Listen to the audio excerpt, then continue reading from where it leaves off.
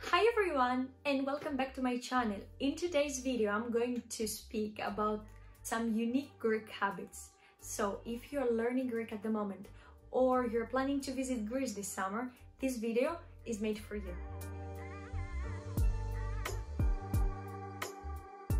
First things first, this lesson is not only about culture. Every habit that I'm going to explain, I will connect it with a word or a phrase that you can use and can be related to.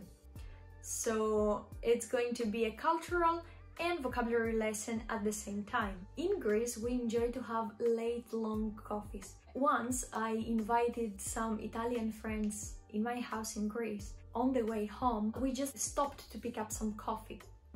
By the time I ordered mine, they've already drunk the full cup of coffee.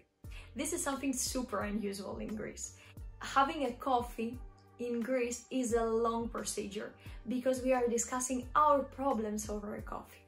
They say a problem shared is a problem halved, and we are sharing all our problems with our friends. Even if your best friend can't solve it, it's always helpful to have somebody listen to your vent. Once I've read that numerous studies have shown that social support is incredibly important to health rate, even lowers mortality. So what are you waiting for? Go ahead and tell to your friend anything over coffee. This may help you live longer. Greek name days are celebrated even more than birthdays. On my name day, there is an open house. Neighbors, friends, and relatives, they usually call and visit the house without waiting for an official invitation. The hostess, who is usually your mom, make sure to offer them handmade pastries and desserts.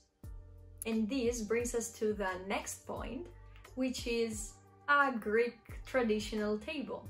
If you will be ever invited in a Greek lunch or dinner, make sure to arrive hungry. There are not really appetizers, main courses, all the food is arriving together and we are sharing. In general, we are used to eat with our families, and salad is a dish that you will always find on a Greek table. There are two ways to communicate with somebody: the verbal and non-verbal communication, and you need to know both in order to understand. In Greece, we master the art of the silent no. Sometimes when we want to say no, we don't actually spell it, we don't actually speak it, we just tilt our chins upwards like this, or you just raise your eyebrows like that. This is something that I used to do here in UK and no one could understand me, so I realized it's something that we are using only in Greece. Speaking less has lots of benefits. You have time to think more about what you are going to say and you automatically become a better listener. So try it out. There is a large number of greetings and wishes for all occasions, but I believe the coolest one is when we wish a person well for the new month ahead. Every first of the month, I never forget to call my parents, friends, and relatives and wish them Kalomina. This is an amazing way to start your month. Around 3 in the afternoon, all activities come to a halt.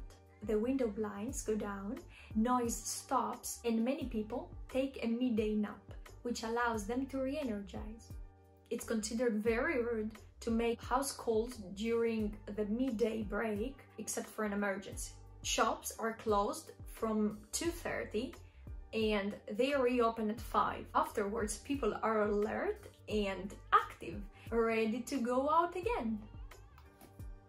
You can have fun all day long. So let's say that you are enjoying your coffee by the sea in a coffee shop. Now, the thing is that after 9 or 10 o'clock, the coffee shop changed completely its style. The music starts to get louder. They stop to sell coffees and beverages and they start to sell drinks. And the party goes on till the dawn. And basically, Greece never really sleeps. Getting into the university in Greece is really hard. You need to study a lot and be really dedicated to that.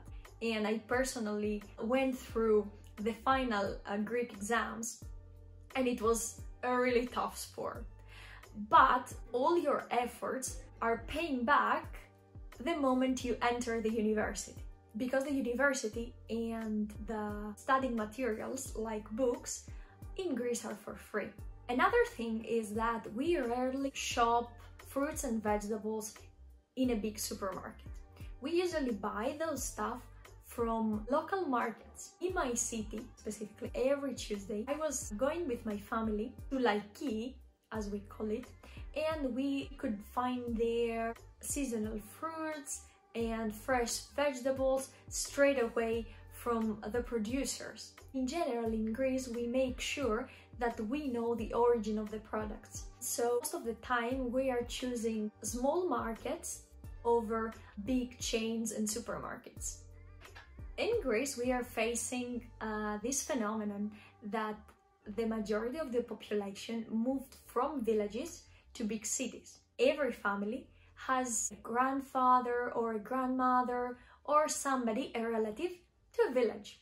We are always connected with nature. We were visiting our village every time we had a holiday, Christmas, Easter, and we were staying longer during the summer because we had the sea nearby, so we were combining mountains and sea at the same time. Sunday for us is a stress-free day. Most of the shops are closed. Only coffee shops and bars are still open, and in general, Sunday for us, according to religion, it was a day devoted to God. So that's why we are keeping this tradition in Greece. And Sunday considered to be a family day. In Greece, everybody literally knows everybody. For example, here in London, you barely meet your neighbors, but back home, you know by name the person who is selling ice cream or the owner of this little corner shop. Last but not least, Greece is the proven example that you don't need lots of money to live well. You are just hanging around with your swimsuit and your flip-flops. You're having maybe a drink or an iced coffee, enjoying the sea and the sun, and maybe you read a book. Thank you so much for watching. I hope you enjoyed the video and you learned at the same time. Don't forget to subscribe to my channel for more videos. I'll see you to the next lesson. Bye for now.